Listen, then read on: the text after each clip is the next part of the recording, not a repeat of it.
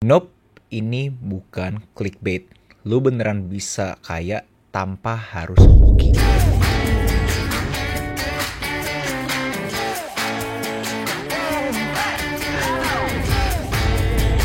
Jadi pas tahun 2018, gue ketemu Twitter orang ini, namanya Naval Ravikant. Sekedar background, jadi dia itu adalah seorang angel investor yang sudah menginvestasi perusahaan-perusahaan ini dan mempunyai net worth per 2021 sekitar 60 juta US.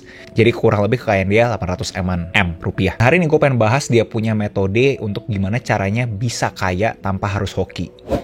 Dia ngerangkum dia punya metode di Tweetstorm ini, dimana gue bakal terjemahin satu persatu metodenya dia. Dari yang pertama, dimana kalian jangan cari uang atau cari status. Yang harus kalian cari adalah suatu aset yang bisa menghasilkan pas kalian tidur. Nah, uang itu hanya sebuah medium yang transfer harta menjadi waktu.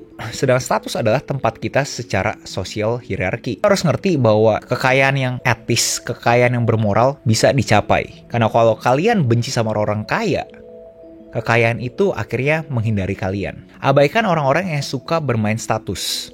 Mereka dapat status dari attacking orang-orang yang produktif. Lu gak bakal bisa kaya kalau misalkan lu cuma ngejual lu punya waktu. Lu harus punya suatu equity dari bisnisnya lu. Equity di sini konteksnya adalah saham. Mau seberapa kecil pun lu harus punya suatu saham, suatu porsi dari bisnis itu untuk lu bisa dapat financial freedom. Lu pasti bisa kaya kalau misalkan lu bisa kasih sesuatu ke masyarakat yang masyarakat juga nggak tahu gimana cara dapatnya secara skala besar. Contoh, Uber, di mana semua orang butuh personal driver. Dulu semua orang nggak punya akses terhadap personal driver ini, sekarang punya. Pilih industri di mana kalian bisa main long term game.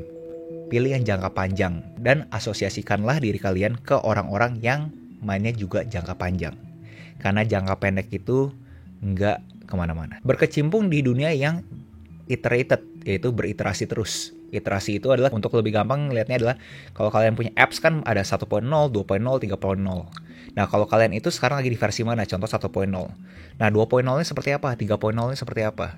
Dan nggak apa-apa kalian main di sana terus aja. Karena namanya profit itu adalah akumulasi dari kita punya iterasi.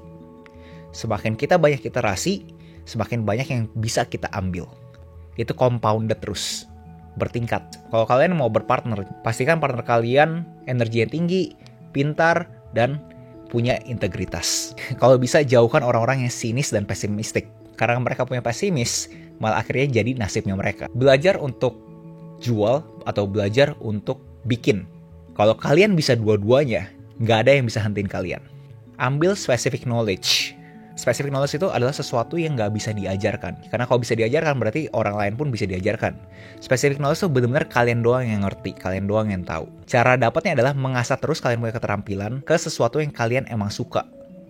Bukan mengejar apapun yang lagi trending sekarang. Specific knowledge ini bakal terlihat sebagai permainan buat kita, tapi buat orang lain bakal terlihat seperti kerja. Specific knowledge ini kalian bisa dapat pas benar-benar eksekusi, bukan saat kalian ada di kelas. Sifat dari specific knowledge itu antara kreatif atau enggak teknis. Nggak mungkin ada mesin yang bisa nge-replace kita punya specific knowledge.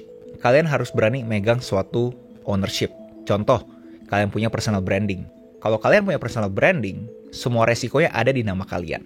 Tapi kalau kalian berani ngambil resiko itu, masyarakat pasti akhirnya reward kalian.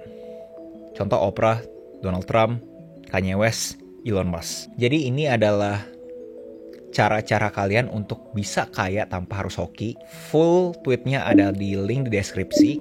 Kalian bisa langsung cek sendiri. Kenapa hari ini gue jadi ngomongin cara menjadi kaya? Karena gue yakin mindset-mindset seperti ini berguna untuk kalian yang mau merintis di industri kreatif. Karena gue sendiri pun mengadopsi ilmu-ilmu ini ke dalam kehidupan kreatifnya gue. Karena kalau kita terima mentah-mentah, pekerjaan industri kreatif itu hanya bisa jalan kalau misalkan kita sewakan kita punya waktu. Tapi goalnya kita untuk jadi kaya bukan menyewakan waktu kita. Dan konten ini juga buat perkenalan ke kalian. Gue pengen bikin satu program di mana gue bakal ngebahas terhadap sesuatu yang mungkin terlihat agak ngelebar dikit dari industri kreatif. Contoh, gue pengen banget ngebahas buku-buku yang sangat influential buat gue, tapi agak jauh dari industri kreatif. Tapi kalau kalian lihat gue punya intro, kan emang ada tulisan books kan. Jadi gue pengen nih bikin satu program yang isinya gue nge-review buku. Nama programnya apa gue masih belum tahu. Ada beberapa orang yang kasih gue suggestion via TikTok. Kalau kalian ada suggestion juga silahkan komen aja di bawah. Dan juga komen apakah ini sesuatu konten yang kalian suka. Dan mungkin kalau emang kalian suka, request buku mana yang menurut kalian gue review dulu.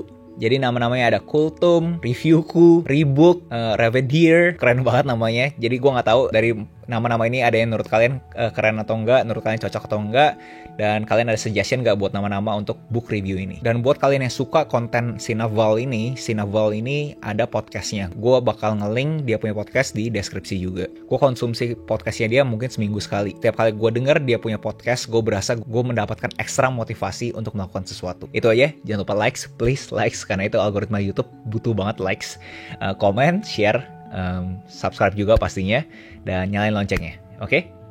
Salam kreatif. I'll see you in the next video. Bye-bye.